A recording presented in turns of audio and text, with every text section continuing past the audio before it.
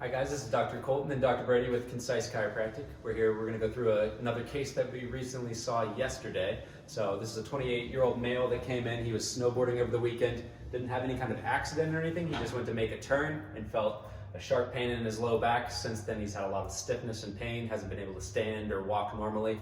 So he came into our office in a pretty acute antalgic posture. Now, one thing, if we look at the lateral view of his spine here, that sideways view, not only is the curve of his neck very straight there, all those lines are diverging out, not coming to a point as they should. If we look, the rest of the spine is very straight too. His whole posture is ahead of his tailbone. So in general, someone's skull should be about halfway to a third of the way over top of their tailbone. You can see he's very far out in front of himself. So that's putting a lot of stress down here in the lower back here. Another finding that we see on the x-ray here is we have a lot of tissue swelling here and spasm into the muscles of the low back. And when he stood up, he was very forward with his posture and had to almost waddle to walk. So he had a ton of tension in the low back. So that was the main focus that we went with when we went to adjust him. Now the area that we adjusted him, most people would think, okay, that's a lumbar disc issue. You can see these discs right here are very swollen compared to the rest of them, but that's not where the problem was. When we used our nervous scope, we found the pressure down here at the middle of the sacrum on his S3 tubercle, and that's what we adjusted. After adjusting him, not only was he walking better, but he was standing up posturally much straighter than he was before.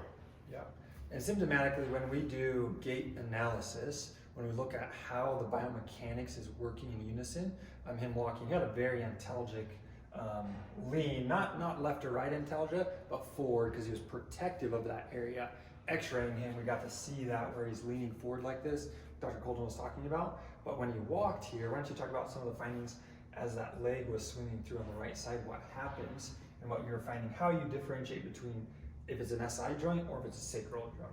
Yeah, so one of the things, if we look here, there's asymmetries in the pelvis. You can see that circle is a lot smaller than that one, which tells us there's some rotation in the hips. And when he was walking, his leg was not swinging as it should. It was binding up on that right side as he's walking. So we could have made a case that, hey, that could be the ilium that needs to be adjusted. But after we checked our scope findings, they were down a little bit lower in the joint. They were swinging right to the middle of the sacrum there. That's where most of the swelling and tenderness was right over top of that sacral tubercle. So that, along with a couple other findings, really pointed in that, hey, we need to adjust the sacrum, stay away from the hip joint here, because when someone's in that much pain, if you're adjusting the wrong segment, you can actually make things worse or cause a lot more grief for that patient. So you want to make sure you're on the right spot. So that's why we have so many steps in the Gonstead system to really narrow down what needs to be adjusted that day. And post adjustment, we found right away, we had him walk the hallway here, we were able to see that leg swing through a lot more clear. Postural changes, he was more upright initially.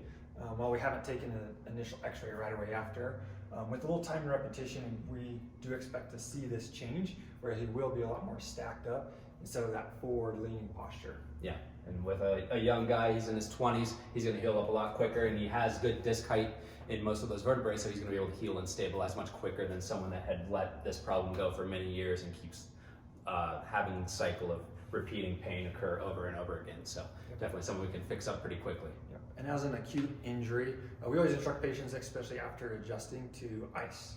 So we give some icing instructions. The simple instructions we give is about 15 to 20 minutes of icing at a time with a thin cloth between skin and ice.